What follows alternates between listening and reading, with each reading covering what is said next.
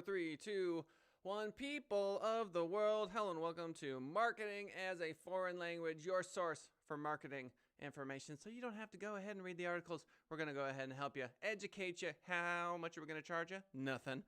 The big news today, ByteDance chooses Oracle over Microsoft for TikTok's U.S. operations. OMG. I don't believe it. Can you believe it?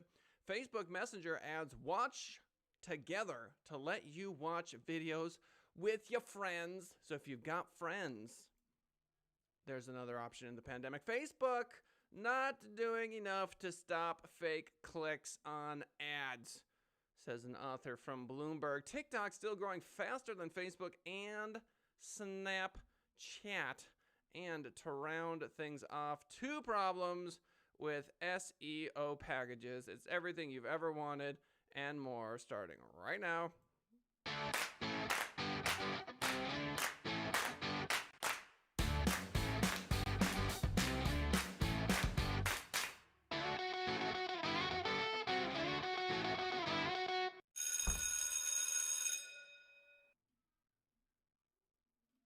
Uh-oh, I think my desktop audio is toast. If that was just a long silence, I apologize. ByteDance chooses Oracle over Microsoft for TikTok's U.S. operations. President Trump has said repeatedly that he wants an American company to buy the operation. This from foxbusiness.com. ByteDance, the Chinese parent company of TikTok, has chosen Oracle to be its U.S. technology partner in the U.S. after Microsoft announced the Chinese company would not sell its American operations of the social video app to the American tech giant. Oracle on Monday confirmed its bid was submitted with ByteDance to the Treasury Department. ByteDance, quote, let us know today they would not be selling TikTok's U.S. operations to Microsoft. Boo-hoo Gates. Microsoft said in a blog post, quote, we are confident our proposal would have been good for TikTok users while protecting national security interests. Ooh. I want to know how Oracle stock is doing. Oracle stock. What's it gonna be? Up 4 point. Ooh. All right. So it was, let's see, $56 on the 10th. And then it went up to 60, back down to 56, and back up to about 60-ish. So people are excited. We're seeing a jump here with Oracle stock. The market is reacting. The Post continued, quote, to do this, we would have made significant changes to ensure the service met the highest standards for security, privacy, online safety, and combating disinformation. And we made these principles clear in our August statement. We look forward to seeing how the services evolve in these important areas. So it sounds like Microsoft is not a happy camper. Interestingly, despite the snub, Microsoft shares also traded higher. President Trump has said repeatedly that he wants an American company to buy the operations. The Trump administration has threatened to ban TikTok by mid-September and ordered ByteDance to sell its U.S. business, claiming national security risks due to its Chinese ownership. TikTok, which says it has 100 million U.S. users and about 700 million globally, is known for its fun, goofy videos, blah, blah, blah. We get it. It's raised concerns because of privacy. The U.S. military has not been able to use it forever. So this is big news. Oracle, now the owner of the TikTok machine. That means that it ain't going nowhere as far as I can tell. So if you are a TikToker, if you are considering advertising in TikTok, this is pretty good news for you. If you are already advertising in TikTok, this is great news for you. Will TikTok under Oracle's leadership do well? Will it crumble and turn into dust? Will it become the greatest and best social media network of all time? I have no idea.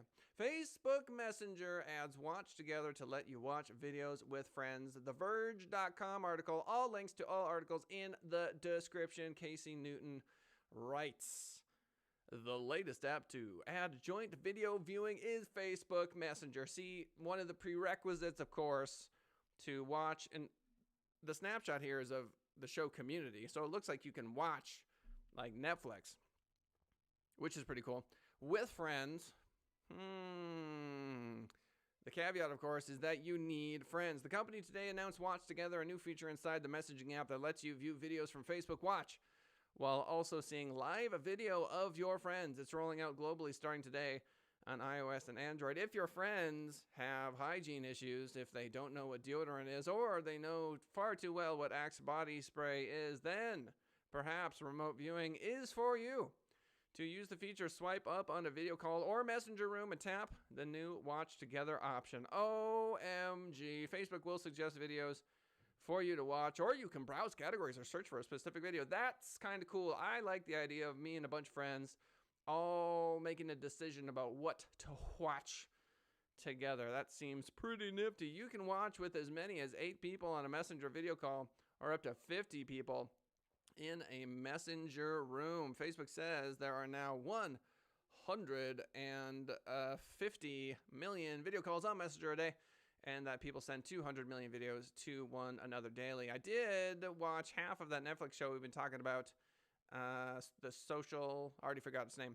And they make some interesting points. I want to chat about that briefly, because basically you can think of Facebook as trying to constantly get you hooked back into the platform. So they're sending push notifications when they feel like you should be active. If there's certain posts that they know are going to engage you and kind of hook you back in so they can sell more money to advertisers. I get that. I understand that. However, look what they're also offering people. Look at what they're offering people. Now, I've used the verb Zuckerberged to describe people posting content on Facebook and not understanding that, you're working for Zuckerberg when you do that. When you post video, when you post posts, you're working for the Zuckerberg and you're working for free. So the best or at least my personal opinion, would be that using all these amazing tools and not posting too much on Facebook is probably the way. This show, streaming live on Facebook, 10:30 a.m. Pacific Standard Time. Does that make me a hypocrite? A little bit it does. Facebook says there are now 150 million video calls on Messenger a day, and that people send 200 million videos to one another daily. Quote, it's really getting more and more visual, and it continues to grow very, very fast, said Stan Chudnovsky, who runs Messenger, in an interview.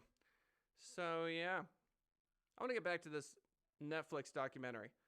I'm not done with it yet, but I do think that there's always a cost-benefit analysis. So, like, the deep darkness of, like, being a 16-year-old with a brain that's still forming and being constantly hit by these posts that, are trying to draw you back into this space. I get how it's dark and scary and bad. I understand that. What's also true is that you're actually receiving ads that are somewhat relevant to you, which is a whole new thing. I mean, demographic targeting on TV, like, watch Fox News for a bit, and you're going to see, like, beds and like colon pills. You understand me? That's demographic targeting. And if you don't fit that demographic, you're looking at these ads like, this is the dumbest thing I've ever seen. And so I can make the argument that targeted ads are better for the user in the end. And you have to make a willpower argument eventually. You eventually have to say, just because you drive down the interstate and there are billboards doesn't mean that you're going to buy everything there and that you're being brainwashed and there's some sort of Illuminati cabal of horrific oligarchs trying to control all of your every moves. I don't think this is true. I think that there are a lot of small and mid-sized businesses, the vast majority of businesses fall into that category, who are making, less than $100,000 a year trying to, feed their family. So yes, when we get into like the Fortune 500 and these mega corporations that are doing sketchy things, or like where Wells Fargo was setting up all those fake accounts, like at scale, yes, I think, you can target a company and say, your advertising is influencing people in a way that is affecting culture. That is an argument that can be made, but I have to talk about personal responsibility. I can't help myself. I cannot help myself. If ads are being shown to you or your family, there is a certain degree of, okay, like in the show, there's a dude, they all try to put their phones in the in this little like time safe thing, and then this girl broke it, and this guy's like, I'm not going to use my phone for X amount of time, but he just sits in his room and doesn't do anything. It's ridiculous. Like, what are you doing sitting in your room? Go outside, dude. Or like this whole not using your phone, how about just turn off the social media notifications? How about call somebody, go hang out with somebody? You know what I mean? I just go read a book. Learn to play chess. Go play chess. There's so many things you can do. Anyway, I don't have a ton. I shouldn't say that. I have sympathy for people who are being bullied online and that sort of thing. That's objectively true. But I do think that we really should be having conversations. We should be limiting screen time, right? As parents, I understand that, my kids being pretty much 7 and 5 at this point, it probably gets harder as they get older. Like there's an element to that. But in the end, I think our decisions as human beings are incredibly important to consider. Now, the flip side of that, obviously, is to look at this amazing technology that we end up with. We end up with these like rooms full of people watching Netflix shows. That's incredible. And to not realize that that's incredible as a, quote, free service is not looking at the other side of the coin. Look at these incredible things. Facebook not doing enough to stop fake clicks on ads. Bloomberg.com author Jacqueline Davalos and Sarah Freer. Wow, the two of them got together. The Davalos and the Freer. Facebook Inc. can block bots from viewing and clicking on ads, but the social media company isn't doing enough to stop it. Web analytics firm Method Media Intelligence found, Method Media. They're gonna expose Facebook and get advertising at the same time. Advertising fraud has plagued companies that pay online platforms, including Facebook, Google, Yahoo, and Microsoft Core's Bing for views, clicks, likes, and app installations. Robot-controlled browsers, or bots, have grown more sophisticated in imitating human activity, such as clicking ads, opening web pages, downloading apps, and filling out forms. That's causing advertisers to pay more for fake activity. Method Media Intelligence found in a report on Monday. Facebook charges advertisers for ad views and clicks. They do? An investigation by MMI, Method Media Intelligence, revealed that Facebook makes it easy for bots to log in, view pages, and click ads. Oh, they make it so easy for people to sign into Facebook and click on things. How dare they? The report alleges the Menlo Park, California-based social media giant has the technology to block fraudulent activity, but only deploys it at the account registration stage, not for logins, viewing content, or engaging with ads. So, I think, reading into this article without reading the whole thing, Method Media Intelligence is saying that, hey, look, advertisers, you are not getting the bang for your buck because there are bots doing things to your ads that are not appropriate. Quote, these advertising companies are getting paid by views and clicks. They stand to benefit from those, whether they are human or not, said Sachin Dar, Director of Research and Strategy at MMI. It's a lot easier to do this than most people think, and it's not illegal, he says. MMI simulated an automated browser logging into the Facebook platform, and the software was able to interact with ads visible on the page by detecting and blocking bots from registering new accounts on its platform. Facebook has shown it can successfully implement bot blocking techniques. That's the name of my band, Bot Blocking Techniques. Have you heard of us? We're super popular in Bulgaria. So, what's Facebook supposed to do? Okay, so you are an advertiser. This is probably not happening for like the local plumber. Could be wrong, but I don't think there's a swarm of Russian bots clicking on plumbing ads in Facebook. That I don't think is happening. What I think might be happening is that governments around the world have many hundreds of millions of fake accounts, and they will definitely click on some political ads. So you got to wonder, like, the Bloombergs of the world. Am I reading a Bloomberg? Wow, that's so funny. I'm on Bloomberg. Bloomberg ran for president, didn't he? Anyway, he spent an egregious amount of money, and you got to wonder if someone wanted to just, I don't know, spend 7 million of the 100 million. I don't know if those numbers are true. Let's just pretend for a second. So let's say you spend 100 million and they could, eat up 7 million with fake clicks. Do they not have an incentive to do exactly that? Of course they do. So there you go. I think it's more of a government thing than it is affecting a small business thing, but I can't say for sure. Alphabet Inc.'s Google stops short of gathering valuable information on potential bot traffic. MMI also said, quote, what Google is doing is not even trying. They're like in a relationship, okay, with you, and like they're not even trying. What Google is doing is not even trying to measure whether a browser or device being used to click on ad is a bot or not. Bot or not. A new show with host Kellen Kautzman. Dar said, quote, they are not collecting any of the parameters that are useful in making that judgment. Oh my gosh, not collecting any of the parameters? There's so many parameters. Advertisers depend on technology companies to accurately report who saw their ads and whether they were effective, Dar said, based on MMI's clients' ad spending on views that are actually from bots can often account for 20% of an advertiser's budget. Oh my gosh, that is a lot. I want more information about that. But that's where the article ends. Fool.com. That's the motley fool. TikTok is still growing faster than Facebook and Snapchat. Our author is Leo Sun. Oh my gosh. I want that last name. ByteDance's TikTok, known as Douyin, became one of the world's most popular social media apps by attracting over 800 million monthly active users in just 4 years with its database of short user-created videos. I love how the first paragraph of pretty much every article I read on this show is so painfully obvious that it is its own punchline. But that meteoric growth has also attracted more scrutiny, with critics claiming the app gathers too much personal data and that its Beijing-based parent company is subservient to the Chinese government. Those suspicions, exacerbated by heightened political tensions within China, caused India's government to ban TikTok in June and the Trump administration to ban the app's use in the U.S. by September 20th unless significant operational changes are made. Same information. New article. ByteDance previously held talks to sell the overseas version of its app to Microsoft and Walmart, but recently walked away from Microsoft's bid in favor of a partnership with Oracle, which we covered. So how much faster is TikTok growing? Verizon, recently compared TikTok to Facebook, its two apps, WhatsApp and Instagram and Snapchat, in terms of estimated daily downloads over the past 3 quarters. In millions, TikTok in the lead. If you're watching us or listening to us on a podcast, let me tell you what we're looking at. TikTok in Q3 of 2019, 2 million daily downloads. Q4, 2.2 million daily downloads. Q1 of 2020, 3.5 million daily downloads. That is kicking the butt out of Facebook. Facebook never is more than that.